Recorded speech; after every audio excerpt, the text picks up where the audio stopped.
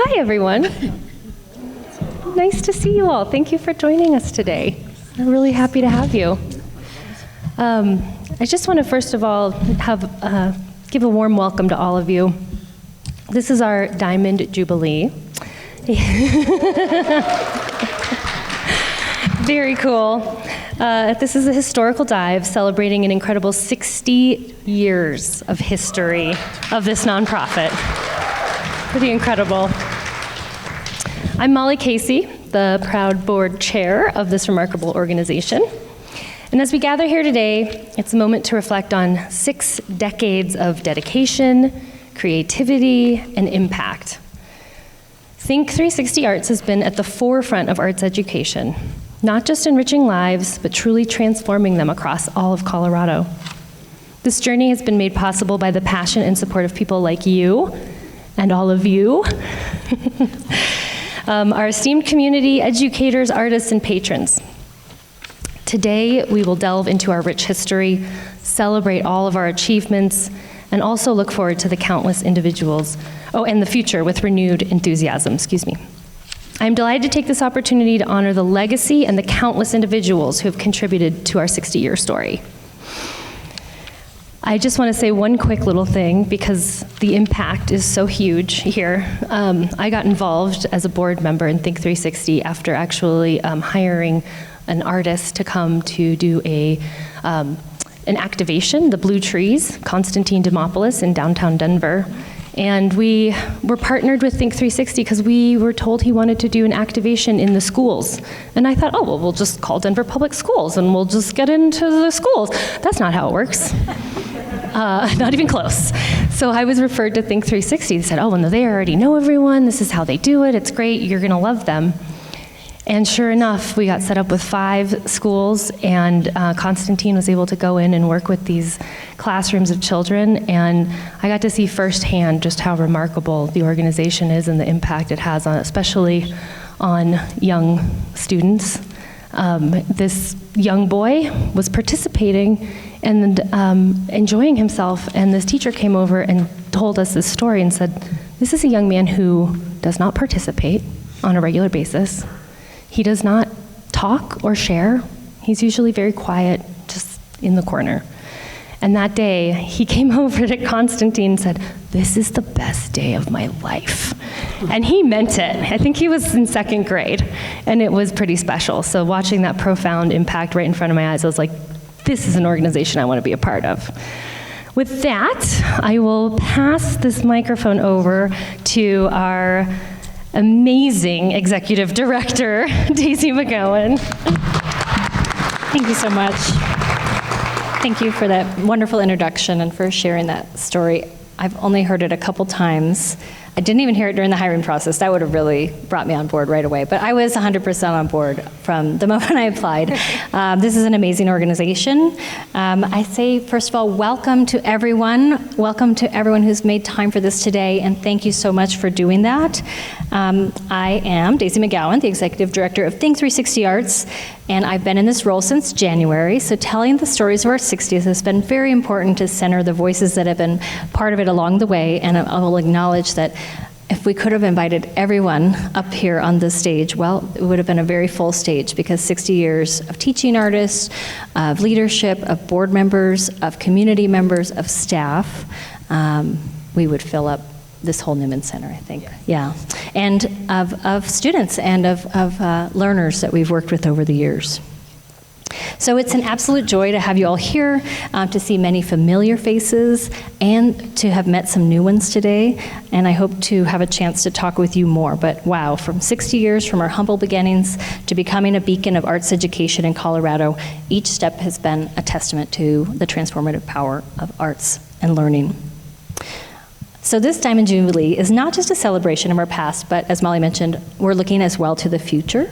We're here to ignite conversations, share some powerful stories, inspire each other. I hope you'll all be inspired today. I've been very inspired with planning this event and hearing some of the stories and working with this amazing lineup of folks we have to talk with us all today.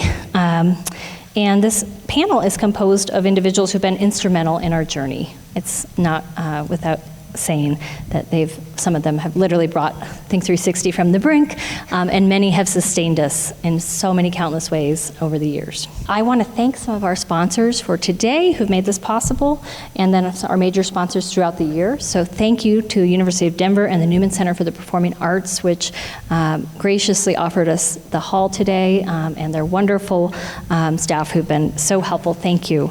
I want to also thank Colorado Creative Industries, the National Endowment for the Arts, and our Scientific and Cultural Facilities Districts, some of our major funders throughout the year. And I also want to say thanks at this point to our staff. Thank you so much for turning up on the Sunday of Thanksgiving week, which we have off, by the way. So this staff is amazing and dedicated, and by extension, families and partners who've supported, I think my own husband, Donald Fodness, who's not here because he's caretaking for a child. So behind the scenes, the folks that are making it, yeah, exactly, are making it possible for us to be here and not have a 4-year-old running around. Thank you, I'm so grateful. But really beyond that, just that support to do this work.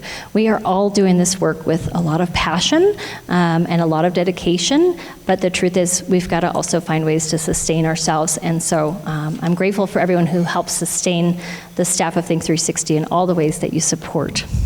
I want to say thank you to our teaching artists. Are there any teaching artists here in the audience? Raise your hands. Thank you so much.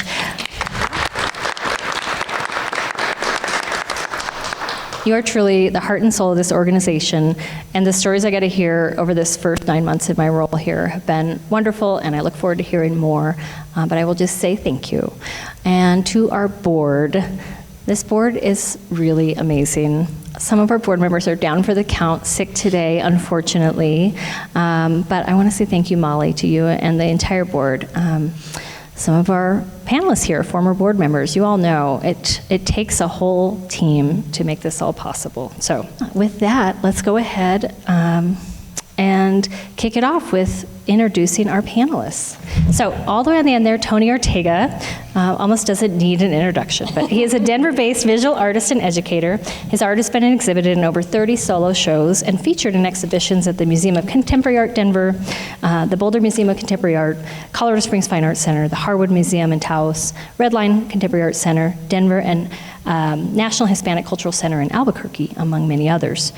Tony holds an MFA in drawing and painting from the University of Colorado Boulder and is currently a professor at Regis University. This is your final year, is that correct, Tony?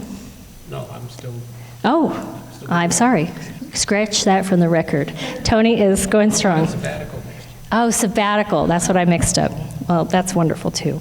But you've worked there for over 3 decades, and you've also worked with Think 360 Arts for over 3 decades as a teaching artist.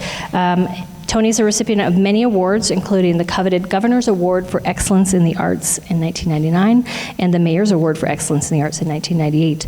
And his work is in the collections of the Denver Art Museum, Los Angeles County Museum, Blanton Art Museum in Austin, Texas, Museo Estudio Diego Rivera in Mexico City, and he's represented by William Habu Gallery here in Denver. Please, a warm welcome for Tony Ortega.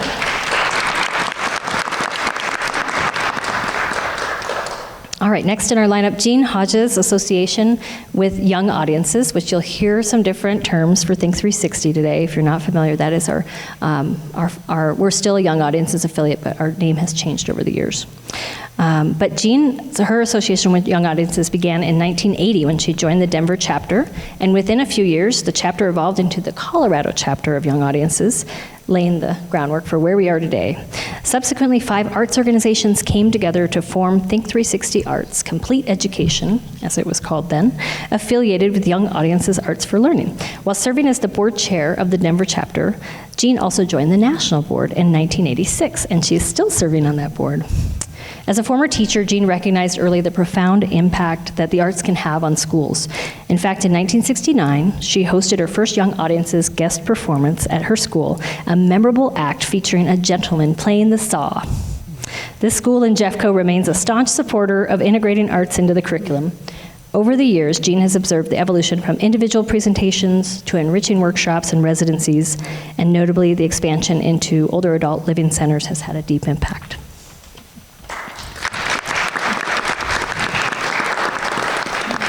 Dr. Jane Hansberry is a lecturer, formerly associate clinical professor at the School of Public Affairs, at CU and teaches in the MPA and BAPA programs. She teaches a variety of classes including organizational management, public services leadership and ethics, managing conflict and change, human services organizations, and introduction to nonprofit management. Prior to coming to SPA full-time in fall of 2015, Jane was the managing director of Think 360 Arts Complete Education from 2010 to 2014. From 2006 to 2008, she was the executive director at the Foundation for Human Enrichment, a Boulder, Colorado-based somatic psychology training organization. Jane's areas of interest include the economic impact of arts and culture, nonprofit and public sector governance and organizational development, regional cultural asset districts, and the facilitation of collaboration. Prior to her doctoral studies, she served from 1990 to 1999 as the district administrator for the Metropolitan Denver Scientific and Cultural Facilities District, SCFD. As well, she had leadership positions in Grand County, Colorado, including executive positions as the director of the Fraser Valley Women's Resource Center and the district administrator of the Fraser Valley Metropolitan Recreation District. Jane has served on multiple boards of directors, including the Blue Bench, Scholars Unlimited, Visit Denver, Grand County Mental Health Association, Family, New England Adaptive Sports Association, Advocates of Grand County, and the Colorado Nonprofit Association. Please a warm applause for Jane Hansberry.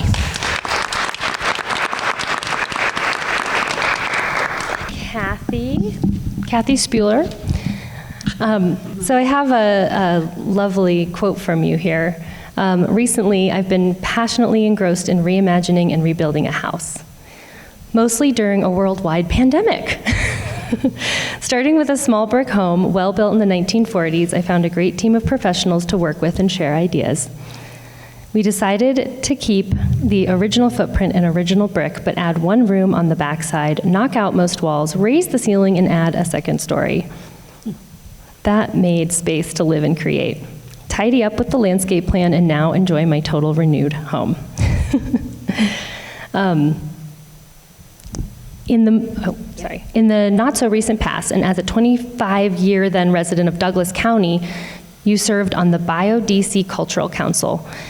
We commissioned a cultural plan for this fast-growing county, engaged community research, and encouraged proposals of both the now Parker Arts Cultural and Events Center, PACE, and the Lone Tree Arts Center, along with the grant reviews and decisions for annual SCFD funding. Following in that not-so-recent time was the appointment by the DC Commissioners to serve 2 terms on the SCFD Board of Directors, including 1 year as the chair. This was quite the volunteer adventure across all 8 counties. I continue to be amazed at the opportunities, talented artists, and leaders that make up the cultural landscape of the greater Denver area. And not recently at all, but with great fondness of recall, I began my 14 years experience as executive director of a small nonprofit called the Denver Chapter of Young Audiences Incorporated, in a piano practice room within the Baldwin Piano Building. It was across the street from the then United Bank and the imagining of the 16th Street Mall. Not unlike rebuilding a house is my memory of those years. Ask and I will tell you why. Let's give a warm applause. Thank you.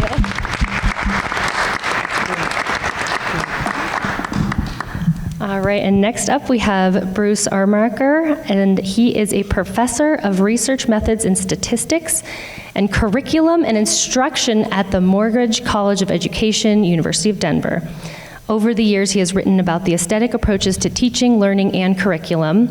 Also, since 1993 to 2022, he has served as the faculty liaison to the Institute of Creative Teaching, formerly the Aesthetic Education Institute of Colorado. Thank you, Bruce, for joining us today. And next up, we have Sheila Sears, who was the Executive Director of Young Audiences of Colorado from August 1994 to July 2002. And you've come back and had some little helps along the way. Since her retirement as the Deputy Director of Colorado Creative Industries, she has done consulting and volunteer projects in developing creative solutions for community issues related to the arts, education, partnerships, cultural access, and equity. She considers her professional strength the cultivation of relationships and partnerships among diverse constituents. As an accomplished community builder, she treasures her knowledge of and experience in rural and small communities, as well as working with historically excluded populations. Over the course of her career, she has visited and made connections in 62 of Colorado's 64 counties. That's impressive. Thank you, Sheila, for joining us today. I didn't even know we had that many counties. I can do the final one. And so I just want to share, we have a special guest panelist that we've added to this stellar lineup who graciously agreed to join us to help tell a very important story, which we'll hear in a bit. But Barbara Hirokawa Gal is a distinguished photographer and artist who upholds a family tradition that dates back to the 1880s in Poland. She has exhibited her art across various local, state, and national exhibitions, earning acclaim in numerous solo and group shows since the 1970s. Barbara taught high school art, photography, and bookmaking for 31 years. Her love for teaching extended into her post-retirement years, leading workshops at Anderson Ranch and teaching in art education programs at Rocky Mountain College of Art and Design and the University of Denver as adjunct faculty in the teacher education program. Beyond the classroom, she significantly contributed to the Colorado Art Education Association since 1974, serving as its president, and was involved with the National Art Education Association and other educational organizations. Her notable work at Columbine High School underscored her commitment to the healing power of art, leading her to work with trauma victims across the country. Barbara has been recognized with awards including the Colorado Art Educator of the Year in 2000 and the National Marion Quinn Dix Leadership Award in 1991. A warm welcome for Barbara Gal.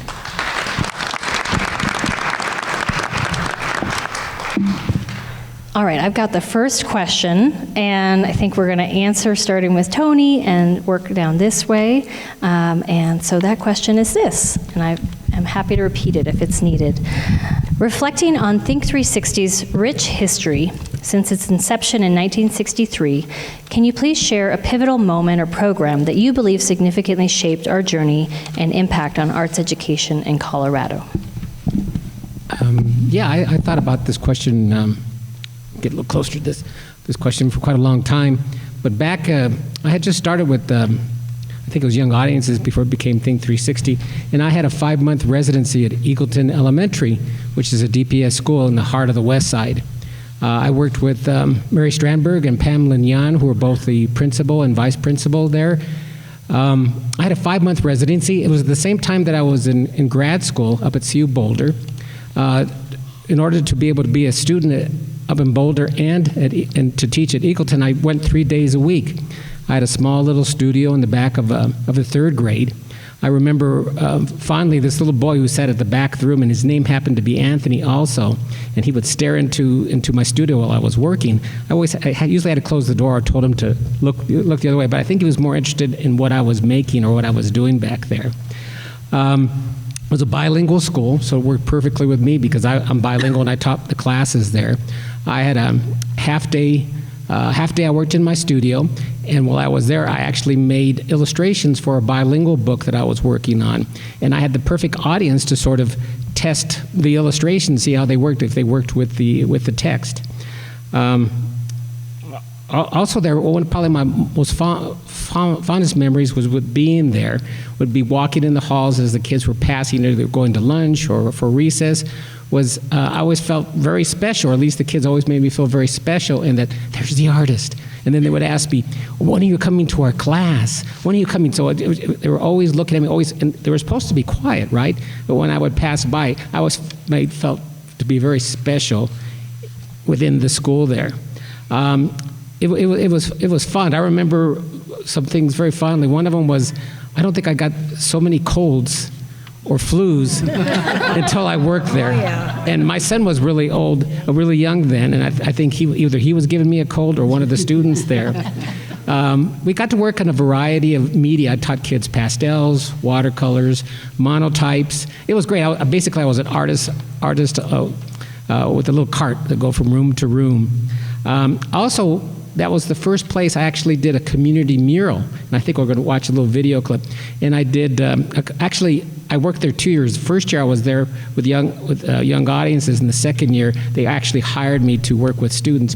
But I ended up doing 5 small community murals with the kids. And the community murals that I do, I actually have the kids helping me paint the murals.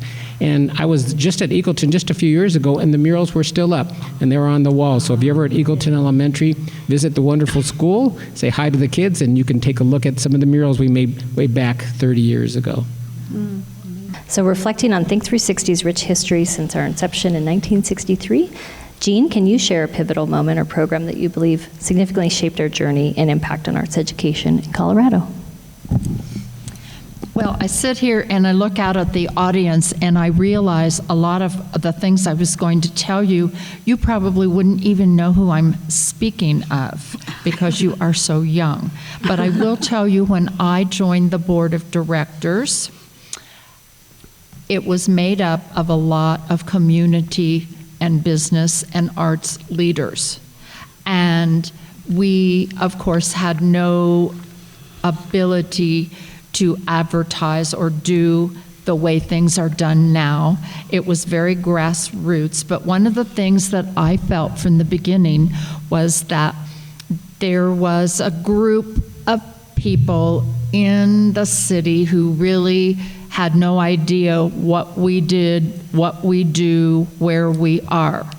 So we changed up a few things, and one of the first, they'd never really had a major fundraiser before, and our very first benefit that we held was down at the DCPA, and Victor Borga played the piano, and with the Denver chapter, we purchased that whole dress circle row and sold it as patron tickets, and following his concert, we had a reception with him afterwards. It was charming, but it was kind of the first time we had really put a well-known artist in front of people and then had the opportunity to show not only how wonderful he was, what his background was, but what could be done if you got those artists into the schools.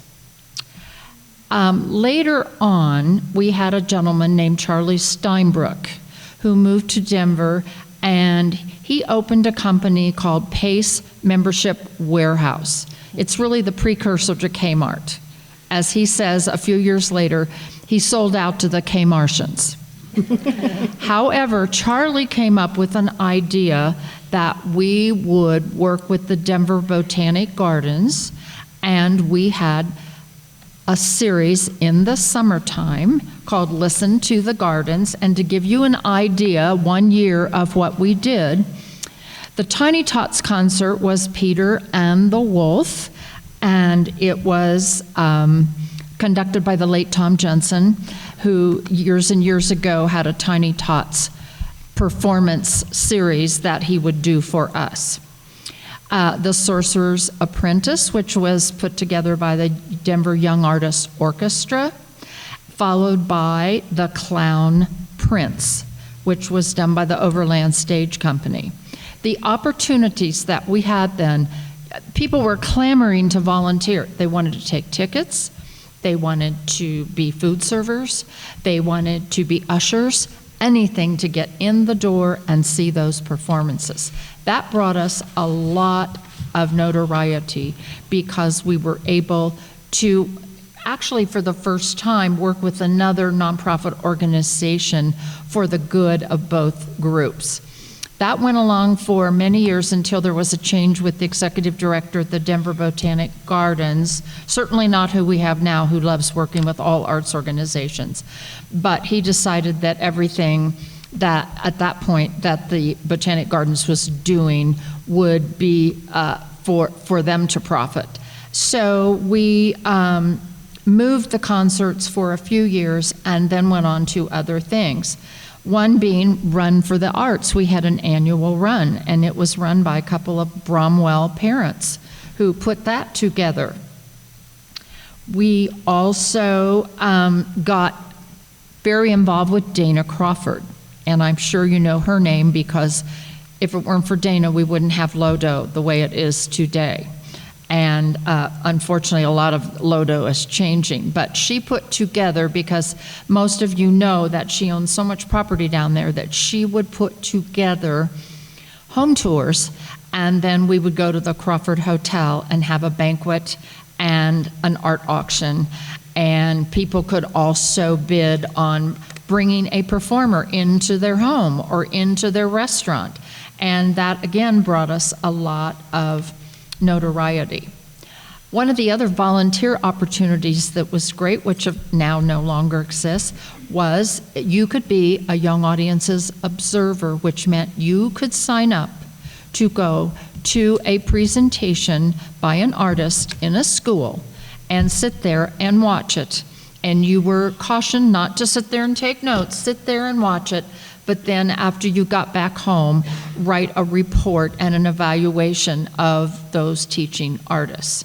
Of course, now you know nobody can just walk into a public school building these days. So that program sort of ended also. So, you know, we had a lot of really wonderful things that went on then, and that happened through the Denver chapter and the then changing to Colorado. And I will say that I was fortunate enough to be involved with hiring the 3 executive directors who are sitting up here. We hired Kathy Spuhler, John McClagan and I did, and Kathy did so much in being able to help us network throughout the city of Denver. It then became, through some teachers and artists around the state of Colorado, that there was a need to go beyond Denver and be young audiences of Colorado. Sheila took us places that we never would have known about because she had so much experience in the rural areas of Colorado. It gave us great notoriety. And then we decided that there were many arts organizations, and then it was a very au courant and very special thing to do to combine and merge with many other arts organizations into one arts organization. And the basic thing that we were told when we hired advisors to put this together was that with all of the 5 organizations that were merging, you'd be smart if you didn't take the name of any one organization, because then everyone starts out equally. So that is why we no longer became the name Young Audiences, but as you will hear later, everybody now is considered Young Audiences Arts for Learning, whatever chapter they're in around the country, because we all work together. And with that being said, with working together, back when I was first president, we had a thing called regions, and we had 4 regions around the country. Our region was the central region, which included Texas, Missouri, Kansas, Indianapolis, Indiana, the Chicago area, and Denver. And we would meet a couple of times a year and have regional meetings. We would meet for 2 or 3 days, so we would get to go know each other really well. And one time I hosted them out here at our ski club up at Winter Park, and I can't begin to tell you how much we got to know about everybody in the room, because we spent 3 days together, not only working hard to make our region strong, but learning what was going on in every city, and also learning where each other's backgrounds came from, how they became involved in the arts, and why it was so important to get ourselves into the school systems throughout our states. I'm going to piggyback a little bit about the merger, if that's okay, because that's a place where I became more strongly involved. So I, of course, had known Young Audiences of Colorado when I was at the SCFD, and as Jean said, there were 5 organizations who were in dialogue about doing a merger. At the end of the day, it ended up being 2, Colorado Alliance for Arts Education and Young Audiences of Colorado. It was also, as Jean said so well, very au courant, very trendy. If we look at the nonprofit sector, there's ebbs and flows of what I call merger mania, you know? And usually, not always, but usually, mergers are really acquisitions, but because there's always a bigger and a smaller. But usually, it's the impetus of funders. Funders who look around from their perch, and I understand this. I've worked for funders. I was part of the funding entity, the SCFD, and say, wouldn't it be better if those two organizations or those three organizations came together and worked together? Don't their missions, sometimes I think it's, oh my God, please, I hope I don't offend anybody, but sometimes I think it's program officers, and I was one. We get a little bored sometimes. They're like, oh, let's tinker. Here's the deal. It was good on paper. The mechanics, and this is not unlike any other nonprofit merger / acquisition, of which I've been a student, an observer, a researcher, is not easy. This is not easy because we are combining organizations with different boards, different staffs, different organizational cultures, different sizes. So the Colorado Alliance of Arts Education was a fabulous organization dedicated to the advocacy of arts education. We differentiate with what Young Audiences of Colorado Think 360 does, which is arts in education. So always that differentiation. So the fact of the matter is, combining the organizations, as Jean said, into one entity with a new name was not easy. There were some great, amazing, and everybody up here really was involved in providing support and impetus, but there were some rough years. And the rough years I chalk up to organizational culture, right? Fealty, loyalty that people have to any given organization and how things are going. And I will say this as well. They had preeminent merger consultants, nonprofit mergers, LaPiana Associates, David LaPiana Associates, but they made some strategic errors in this one, and they would say that probably as well. All that having been said, folks stood up, got behind it, went through these staff changes, some board changes, and ultimately, I think that the organization that has resulted now is smart for a couple of reasons. First of all of us in this room know that Think 360 Arts and Young Audiences never has wanted to supplant arts education. Never. In fact, we're all about saying, no, you don't get to use our workshops, performances, residencies as any kind of a substitute. It's an and. So then having this advocacy for arts education within the organization, I think makes it really clear. It's not an either or, it's an and. So the merger is a great story of people coming together and realizing that, we're going to still stand for what we stood for. And so, yeah. And that's what I have to say about that. Excellent. So, Daisy, your question is, a pivotal moment or program that helped shape the organization. And you have to realize I was probably the second paid executive director, and I think I was called, before that it was a part-time secretary. And we had 8 performance groups that were mostly classical music, musicians. And so I think some pivotal things are, at that moment in time, the board came together and was wanting to expand and reach more kids. And together with ideas that we had about, okay, let's get some more diverse artists to perform in the schools, and working with the schools, we were able to, eventually have, I can't remember how many, but anyway, we started interviewing and pulling in more artists, and that included dance and theater arts, and eventually visual arts. So the idea that the board was willing to expand, and eventually the staff was willing to, we were making enough money to finally, and enough was rolling through the books, shall we say, to be able to add some staff members, so it wasn't just me anymore. I think that's really key, is developing the staff and the whole city of Denver was growing at the time. So it was really, mushrooming together.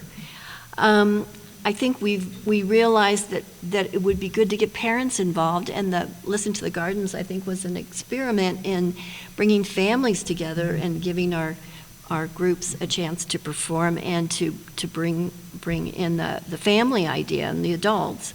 And the other really key thing, two others, one was expanding into the having contracts with the Colorado Council on the Arts, and doing the residencies and workshops. And then it began to be the state. We were reaching out into the state, but that was just kind of the edge of my time. And the other biggest thing was bringing together the Aesthetic Education Institute. And it was my interest in Maxine Greene, and there was a beginning before Bruce. This is a segue into Bruce. There was the beginning of AEIC, as we called it then. We had a little kickoff, and then we found a real home at DU with Bruce. And my interest was in Maxine Greene and the whole aesthetic idea and how exciting that was, and it kind of just rolled into getting teachers involved. That was what I thought was going to be really the missing link. It was going to just blow things up. It was going to be so great because the teachers were going to have this wonderful experience, and they were going to be able to implement it with their curriculum and get right in there, and everybody was going to involve with the arts, and it was going to be so great. So anyway, that's my segue to Bruce. Thank you. Great segue. And Maxine Greene was a great inspiration early on. I started at the University of Denver in 1990, and I can't remember exactly, about 91 or so, there was a meeting in Denver that brought all the arts people together in one room. It was never done before. I'm not sure if it's ever been done since, and I mean everybody. Children's Museum, the Denver Art Museum, us. And so I remember Jean, Kathy, and Ann Levy, and Georg from UCD were there, and they looked at me and said, "How would you like to be a faculty advisor to something?" And I didn't know what I was getting myself into, but I said, sure. And as they say, the rest is history, at least for me. So I went through the Institute in 1992 as a participant, and then became the faculty advisor in 1993. The Institute, whether it's called the Aesthetic Education Institute of Colorado, AEIC, or the Institute for Creative Teaching, either way, basically has a form that is about having participants take part in art activities. That's the major part of the Institute. There's also what we call bridge building, where we have the participants think about what all this means for education in particular. And then they had what they called the aesthetic lectures, which was my role, which was to think about why are we doing this, and what are the conceptual underpinnings for doing this, those kinds of issues, and what does it mean for education. So real briefly, I categorized the first sort of conceptual underpinning led by Maxine Greene's inspiration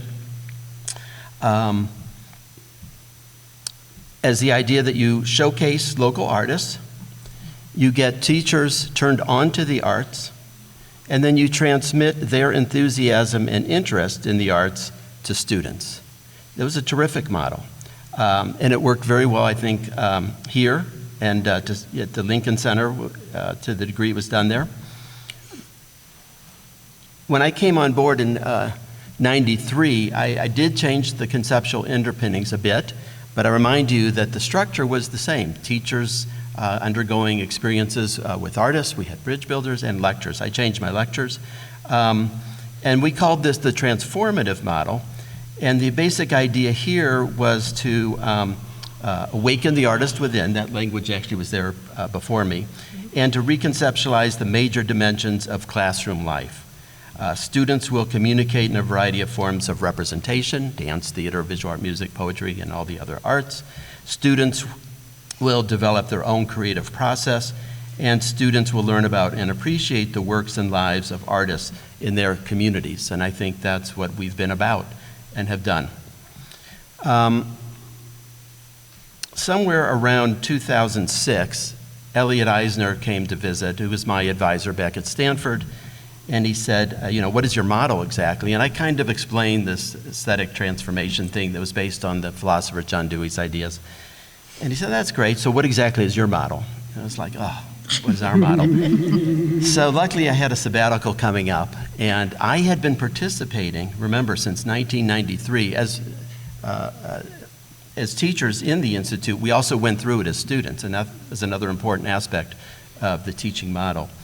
And I had watched artists work with teachers for so many years, and came up with a model that I called CRISPA. It's an acronym. And when we think about why this institute works, whether it's philosophical underpinnings or one thing or another, it's because I think it leads to an aesthetic experience, a kind of wow experience in the classroom. And that's what this has always been about. So CRISPA is how do we create those experiences? How do we get teachers to have wow experiences? And again, this is built upon watching these artists work with teachers. It's about connections, really connecting with people. It's about risk-taking. Risk-taking is all over this institute. We all took risks.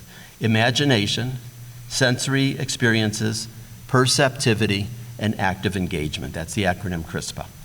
And the idea is to create these wow experiences and enhance the possibility of wow experiences for the teachers so that they could utilize these ideas in their classrooms. I will say real briefly, I am retiring. I'm the one retiring in June of 2024. And Donna Goodwin up at University of Northern Colorado, will carry forward this institute, and we'll see where she takes it from there. I have written about the institute in numerous places, and I will tell you, you've got the Kennedy Center, you got the Lincoln Center, you got Project Zero, you have a few other things, and you have what we do here. It really is an impressive thing. And Bruce, I just want to extend a special thank you on behalf of Think 360 and our whole organization for the work that you've done and the work here at DU. This is the reason why we're hosting this event at DU. This all came out of wanting to recognize that marking of 30 years and the next phase, of course, as he mentioned, which will be up at UNC, and the mantle will be passed and the work will continue. So we're so grateful. Well, good segue here, because I'm going to mention some of the outreach from we did after AEIC, but probably a big moment for me is that 1 month after I started in 1994, I wrote a grant to the NEA for funding to support advancement, or basically a 3-year planning process. And we worked with consultants and had planning teams that were artists and board and all of that. And so in November of 1996, we had our first official 3-year strategic plan. And I pulled it out last night, and it's amazing how much is still relevant and how much you can really track the things that have been accomplished since this, 25 years ago, and that some of the things still are waiting to be accomplished. So it was fascinating for me to read after all this time, but one of the things that, and I'm going to give it to Daisy to digitize, and then I'll have a copy and Bruce will have a copy. But Kathy developed a partnership before my time, but part of, we formalized in 1998 because every state arts agency needed to have an arts education program, and the model was artist in residence. So that was when we took over the state's artist in residence program. And the expectation for that from the state and from the NEA was that it would be expanded from Denver to a statewide program. So that was very important to me. In 1995 and 96, we did a pilot program working in 5 rural communities called Residency Plus, where we added on some other teacher support. And a lot of things grew out. Building on the 1996, building on the success of the Denver AEIC, we developed a San Luis Valley Institute, which included a folk arts component, which was part of also the then Colorado Council on the Arts effort to honor traditional arts. 1997, we did an institute in Sterling, Colorado, on the Eastern Plains, and then followed by a Western Slope Institute in Gunnison. And Bruce thinks we did another one on the Eastern Plains, but I can't remember. So it's been a while. So that was the real beginning of us being out there and working in different communities. In 1995 to 97, we had a partnership with the Department of Education Migrant Education Program, and we took artists, 4 bilingual artists, and did a full 5-week summer session with the migrant education teachers, and also taught them ways to involve the family through art when they got back to their school years. Another outgrowth was partnered over 5 years with DPS to provide intense education for early childhood education specialists. And then we also did a family literacy program through the arts funded by the mayors. And I'd almost forgotten about that. And helping parents come together and learn how to do arts projects with their kids that would help them with reading readiness. Finally, we started a research and development demonstration sites, the most notable being a 3-year commitment from 1996 to 98 to teachers and students at Columbine High School in Jefferson County. The model including team attendance at AEIC by the teachers and working with teaching artists in the classrooms for a full school year. And so when we talked about putting this together, it's like, well, if we're, Columbine was a very important event for all of us, for the world. And it was something that I'm really proud of the work that we did, both before and after. And Barb was really our lead teacher at Columbine and helped shepherd the program immediately after the shootings and for years after that. So I want to give Barbara the last word here. I found it very interesting that the Diamond Jubilee 60 years ago, that was the year I graduated from high school. But I'm feeling really old. But I moved to Colorado in 71 and in 73 started teaching at Columbine. I was always an activist. I don't know why. Well, at that point, Jefferson County Schools was really nationally known. I mean, we always had things at the National Art Education Association, and we had people writing grants. We had Larry Schultz and Jim Ellison, and we had incredible amount of stuff going. So I was involved with this group and some of these people in the 80s. We had random meetings. I lost track of the names of the organizations. Some of it kind of fell into place just now. But we actually had meetings. Roy Romer would show up. He showed up more than once. We were working with Wilma and Wellington Webb trying to get the arts back into Denver Public Schools. And then we had Chuck Cassio as a fine arts consultant, and we were writing art standards. Chuck made sure that we had the standards written in art, music, dance, and theater on an equal footing with, they were going to let us do them in the summer in our own time. He says, nope, they're getting time off just like all the other police. So we actually wrote all those standards under Chuck.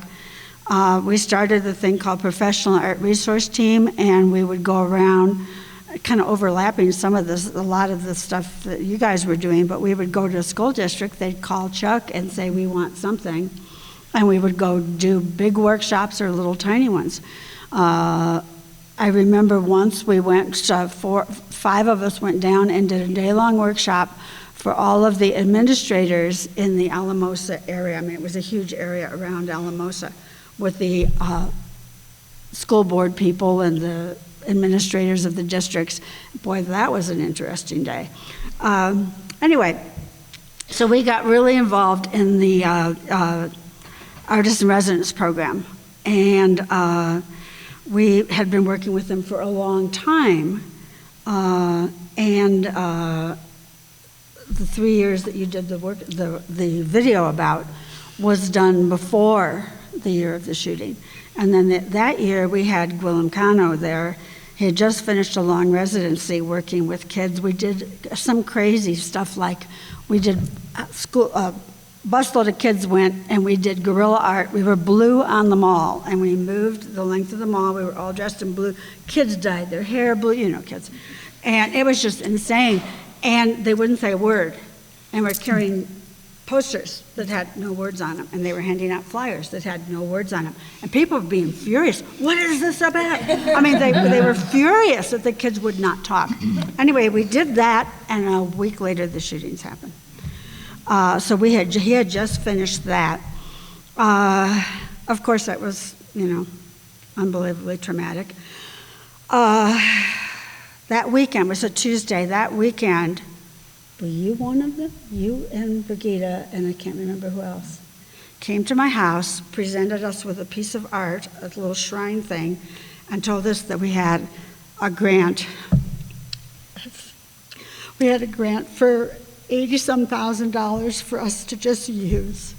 So when we went back to school 10 days later, every teacher had a packet with 60-some artists, their name, their picture, how to contact them, what days they were available, what they would do, and they just showed up. And it was an amazing time. Of course, a lot of us were very used to being, oh good, more artists in residence, but a lot of people had never touched the program. I think one of the ones that really hit me was the special ed program, which was very small. I had lost 2 of the 13 that died were special ed kids, and those kids did not know how to process, not that any of us did, but they didn't know how to process any of that. They had Bob Hall in there all the time, drumming with the kids. The math teachers had never used artists in residence. We had Brigitte, I know things that I saw, that I experienced. Brigitte came and did a day with all of my art classes talking about being in a safe place. That was amazing. Gwilym came back and did a thing about Phoenix Rising that was so incredibly powerful. And the kids were used to him because they had all worked with him. So that was really amazing. We had 3 ceramics people who came and supervised the making of the tiles and the firing of the tiles.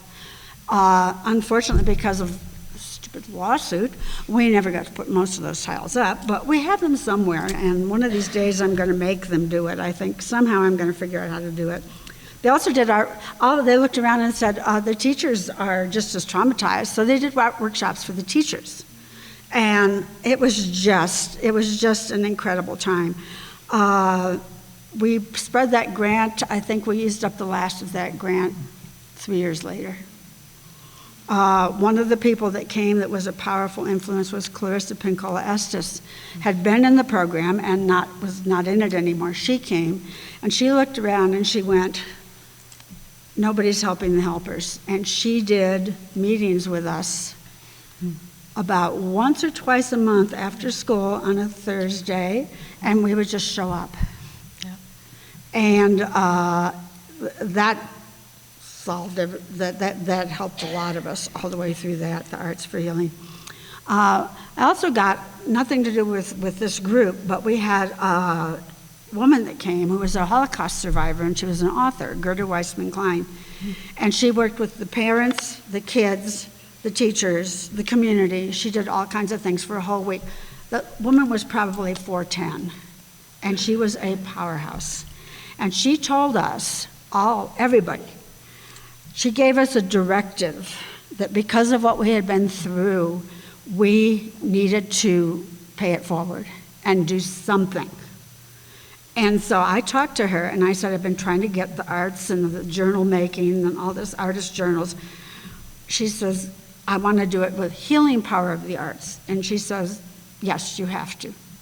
So I ended up doing that all over the place. I did it I got hired, before the shootings, I got hired to do a workshop in DC for DC and New York City teachers of at-risk kids.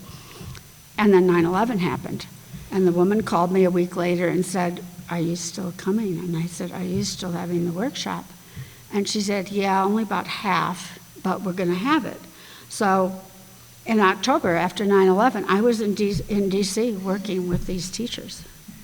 And it was like, that's why I was there. That's why that happened. I did University of Wyoming, I did Toledo Art Museum, I did Ohio State University for a whole week. I did University of North Texas and Texas Women's University in Dallas. I'm still working with one woman at a little tiny high school called Freeman High School, south of Spokane, Washington. Nobody pays attention because only one kid died there, only one. But I've been working with her and her community ever since. And we've never met, but we're working together.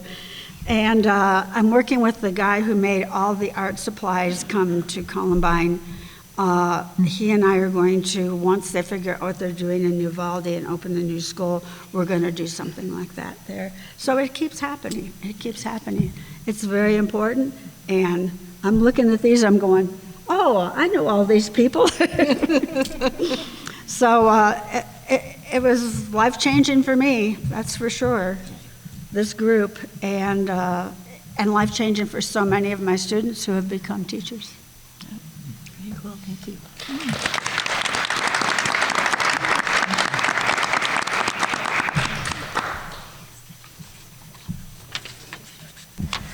I do want to just say thank you so much for sharing all those pivotal, amazing stories. They're so powerful, and I don't know if I mentioned, but we are recording this, and so this will be all archived, and I thought that was so important on our 60th anniversary. We do have time for one question, and Jane, I know you wanted to answer this one about our future. So arts education often has to prove its value in the educational system. That's an understatement, and it's hard to believe hearing these stories up here. And I wish every one of you we had time to answer this, because I know you'd all have terrific answers. But from your experience, what has been the most compelling argument for the transformative benefits of arts education, and how should Think 360 continue to make this case to stakeholders and the broader community? Great, thanks. So when I spoke earlier about the merger resultant of which is Think 360, I wasn't working for the organization, but I did subsequently work for the organization from 2010 to 2014. And I will tell you that because I'm along with the board and along with the rest of the staff raising money, I started to really hone the arguments that I would use to raise money with people. And I had different arguments for different audiences, as we all should. We need to be fluent in all the different languages that arts education and arts in education, matter. And so when I was raising money with baby boomers, for instance, or maybe older Gen X's, I could often say, right back to that aesthetic experience, like, do you remember when? Do you remember when you had that experience, or it was a cappella choir, or it was, being in the chorus of Oliver or something? Do you remember when? And I could say that. As the generations came on with the diminution of arts education, I couldn't say that as much anymore, because now we have generations who hadn't had it. So then I realized, okay, now you really need to speak to where they're at. And that's when, because I am trained in economics, I started to pull out the economic aspects, the economic impact aspects, the workforce development aspects. And before I came today, the last couple of days I've been browsing around the Arts Education Partnership, which is run under the auspices of the Education Commission of the States. Their arts search engine of all the different studies around the impact of arts education. The impact of arts education. So I'm not begging the question except to say there is no one best argument. There are so many reasons. There are spiritual reasons, and one of the things I started looking for was, are we seeing more studies being done on the mental health of our kids and the mental health and the anxiety that we know our kids are dealing with? And I found a few. I found a few, and my thoughts are probably that's going to be a really important, if you will, argument to bring forward to people, not to argue with people, to bring forward our thoughts about, think about this, and think about this. So I don't know if we have time for other people to give some thoughts about it, but I think we need to be fluent in the different ways in which arts education transforms to be able to speak to the various audiences we'll be encountering. As the current ED, I'll just share that that is very much what we are seeing, and we are aligning with mental health and supporting social emotional learning. And so it's not hard to see how we got here, but it's an interesting perspective, and I'm really grateful for you sharing that. The healing power of art, I think that's really the big through line I'm hearing here. But yes, we are running short on time. I want to give Molly a chance to have some closing remarks, but we were going to play a short video that we've just recently produced. And this is featuring an elementary, Coal Creek Elementary. And Coal Creek is in the Marshall Fire area. So the families there, the children there were all affected by that fire. And so speaking of the healing power of arts, we produced a video with Tony Ortega, is the artist in residence. And Tony, you have some words to share in the video, so we'll let those speak for you. And then Molly will have some closing remarks, but I hope we can all enjoy this video together. And then I want to invite everybody again to continue our conversation across the street, but hopefully we can get that started here. I'm just sort of resonating in the power of all these conversations here.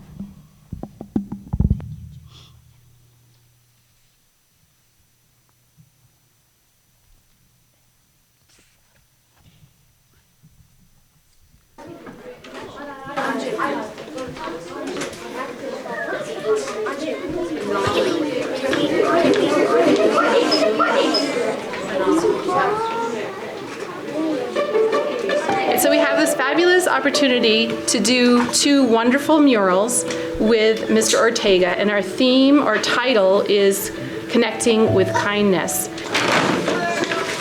So we're doing a pointillism. So the pointillism will activate our eye and give a sense of animation. So I want a little more contrast, so we're going to put, and see how I'm not pressing down really hard? I like being in the classroom. I like talking about art, looking at art, helping people with art, and I definitely learn from my students too. There's a lot of layers, and they put stripes and dots and patterns all over the painting. This school is showing that everyone is welcome, and it's just nice to work together. Tony Ortega, he works with pastel, with printmaking, with painting. His mastery of material is outstanding. When you see one of his drawings or his paintings, they just leap off the page at you. They really are animated. I think he has a special gift for really telling that story of his own life, of his family's history. I sort of see myself as a conductor of an orchestra, and the kids, instead of playing instruments, they have paintbrushes and paint containers.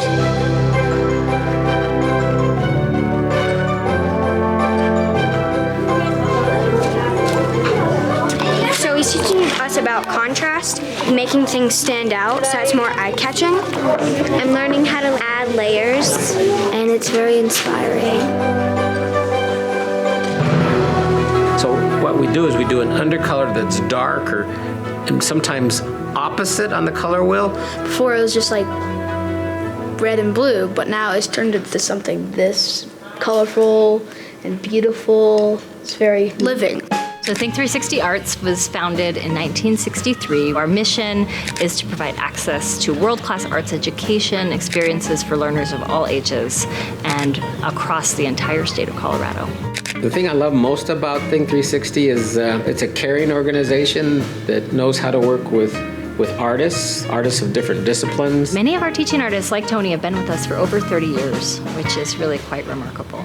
It's been a long-term relationship. Yeah, your strokes are a lot better there. You got to get those little spots, okay? One of our core programs is the Artists in Schools. So artists like Tony Ortega are going into the school and working in collaboration with the art teacher or a classroom teacher. For the project here at Coal Creek, I usually meet with a teacher or a principal and working with a mural. We start talking about theme. So a theme that is kind of universal with my work is there's a sense of place. You can see the flat irons in the background. There's a sense of activities that they do in the schools. You see a sense of diversity. The kids are participating in a mural that's about them. What I love about it is that it's a bunch of people uniting together to have fun. So we know that the arts can positively impact mental health for all of us. For children, for older adults, experience in sessions working with an artist and creating art together improves feelings of connection to others. And for our kiddos, social emotional learning is so important, and the arts are a wonderful and really powerful vehicle to teach those skills. Doing something like this becomes very special to this community because kids work on it together. We have a wonderful support by their art teacher. His art brings to life the beauty of people and the interactions that they have and the activities that they do together. He makes art about being a community.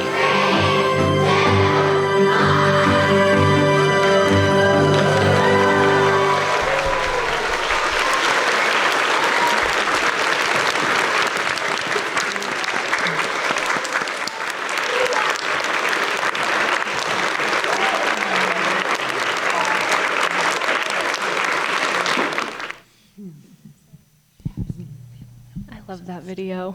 Thank you. I'm glad we got to all see that together. Well, first of all, thank you again for all gathering here today to celebrate Think 360's history and our Diamond Jubilee milestone. So many folks here today have been instrumental in helping our organization nurture creativity and foster an appreciation for the arts in the communities we work in across the entire state, all 64 counties of Colorado. To realize our mission to engage Coloradans of all ages in innovative arts programming that inspires creativity, builds community, and advances equity. It truly takes a group effort, and we've all done this together.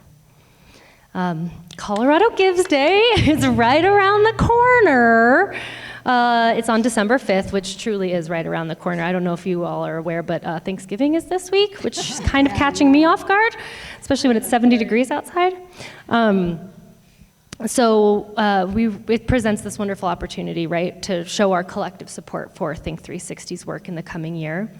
By making a gift any time between now and December 5th, you'll contribute directly to our mission by enriching the lives of children and adults through the arts. Your generosity helps ensure that Think 360 Arts continues to provide innovative, educational, and transformative arts programs. And there are a few special incentives to give right now. Think 360 can receive an additional $1,000 for any gifts between today and December 5th. And of our staff and board members here today are happy to help you with donating. There's a QR code, which makes it really easy. You can just scan it. Now we all know how to use QR codes thanks to COVID. So you can just pop right over, meet with anyone that's got a name tag on for Think 360, and give right now. Your support, whether big or small, makes a huge difference. It enables artists to share their passion and expertise, it brings art into classrooms and community spaces, and most importantly, it lights up the lives of countless individuals with the joy and wonder of the arts, which we've heard all of these amazing testimonials today. So let's seize this opportunity and make this positive impact. Together, we can ensure that the arts remain a vibrant and vital part of our community's fabric. Thank you for considering a gift. And we have a goal this year of $25,000, so please help us reach that goal. We can do it all together. It's a community effort. Your generosity is truly appreciated and will leave a lasting legacy in the world of arts education. Thank you, everyone. Thank you, all of you, for being here today. And I'll just share that the recording of this evening or this afternoon is going to kick off our new podcast, In the Circle, where I'm excited to invite folks on stage, they're just learning about this, to be additional guests in the future on my podcast, which is modeled on Molly's wonderful podcast at 9.arts. It's just a way to capture more of the stories of Think 360 teaching artists. I see you there. I'd love to hear your stories. Any folks who want to be part of that over the next year. But this is a wonderful way to kick it off, to really capture this history. This is such an important history. I really didn't want it to be lost. And this took a big effort to make this event today. So thank you again to everybody who is behind the scenes. And a huge thanks to our panelists for sharing these wonderful stories. And thanks to Molly for wrapping it up here. And I'll invite you all formally across the street to the Payo. I hope you can join us. We'll be hanging out there and sharing more stories. So thanks again.